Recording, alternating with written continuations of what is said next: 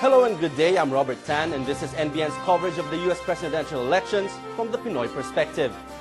If the Democratic Convention took the country by storm, a real storm has rained on the Republicans' parade, prompting changes in the convention schedule this week. And so from Minnesota, the spotlight moves to New Orleans, which is now under threat from Hurricane Gustav, just 3 years after Katrina cut a wide swath of destruction in the city.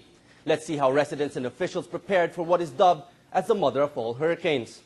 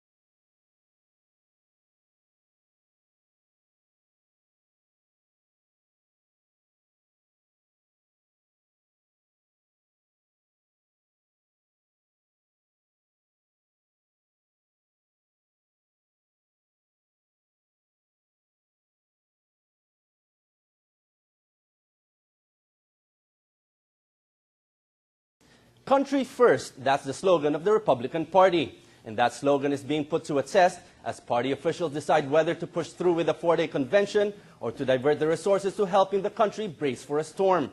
The White House has announced President Bush and Vice President Cheney are not attending the convention's opening. Mr. Bush may just deliver a speech via satellite.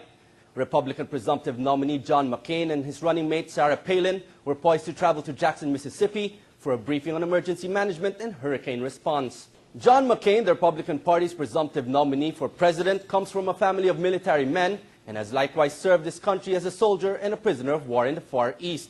Mike Cohen tells us more about the man who could be the next president.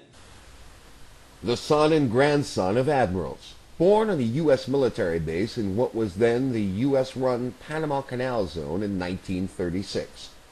John Sidney McCain has a family history of service to the USA.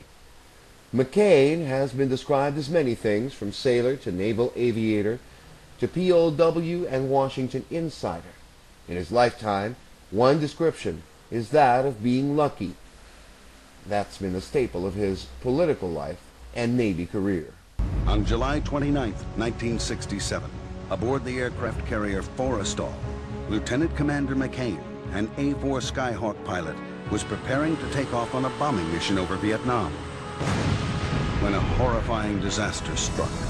A missile accidentally fired from a nearby plane, striking the fuel tanks on McCain's plane.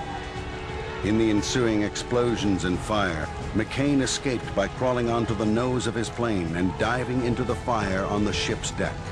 He turned to help a fellow pilot, only to be blown back 10 feet when more bombs exploded.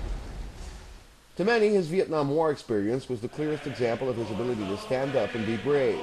But even early on in studies at the Naval Academy in Annapolis, he stood up for those and stood out against the status quo. One time in the mess hall, John confronted an upperclassman who was mistreating a Filipino steward. The first classman said, "What's your name, mister?" And John said, "My name is Midshipman John S. McCain III, 17th Company. What's yours?" The first classman got so flustered that he just got up and left the table. That was just an example of absolute raw courage, to confront an upperclassman. But that never occurred to John. He just wasn't going to tolerate a situation like that. How old are you? 31. What is your rank in the Army? Lieutenant Commander in the Navy. Transferred to another aircraft carrier to continue his role in Vietnam. McCain was later shot down in October after the accident in July. And your official... When the war ended, John McCain made a name for himself as a war hero. Nearly every American political leader from both parties wanted to be seen with a certified war hero.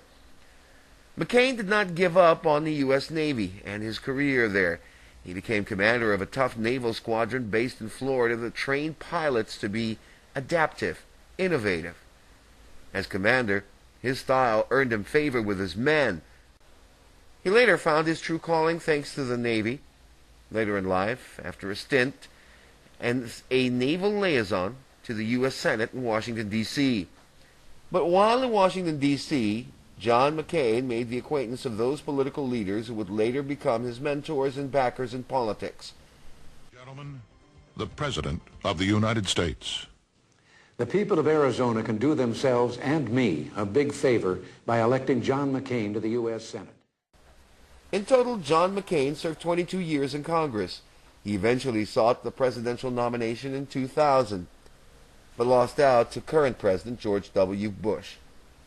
With 9 children, 3 adopted, 6 from his own 2 marriages, John McCain and Cindy had a large family. That bucks a trend for most people of privilege in the United States. John McCain's life is like his political views, eclectic. His favorite nickname, Maverick, is like the 1960s TV show about a gambling bounty hunter from the southwest of America during its cowboy era.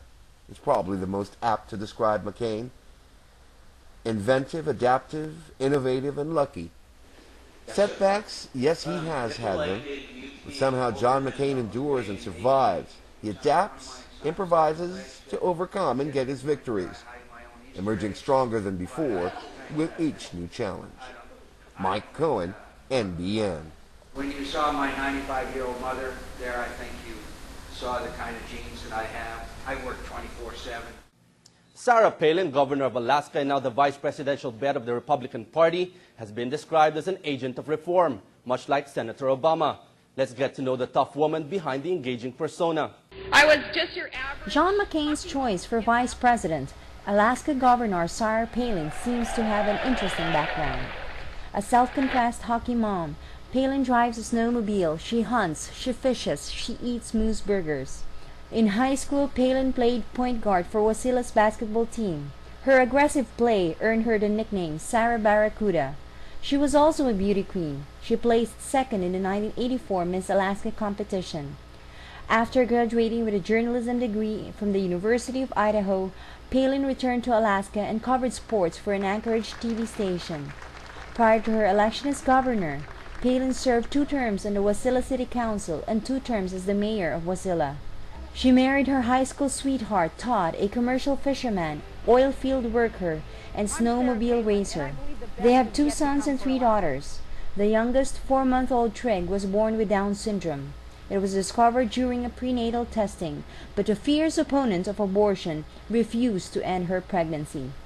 Her eldest son, Track, has enlisted in the army and set to be deployed to Iraq next month. Palin herself has been there. She visited the Alaska National Guard in Iraq and Kuwait last summer. Sarah Palin is also pro-gun. She is a lifetime member of the National Rifle Association. Now, Sarah Palin has set her sights on the vice presidency. Dina Libonao, NBN. Why Sarah Palin was chosen over other political heavyweights, and a look at John McCain's economic stimulus agenda when we return. Please stay with us.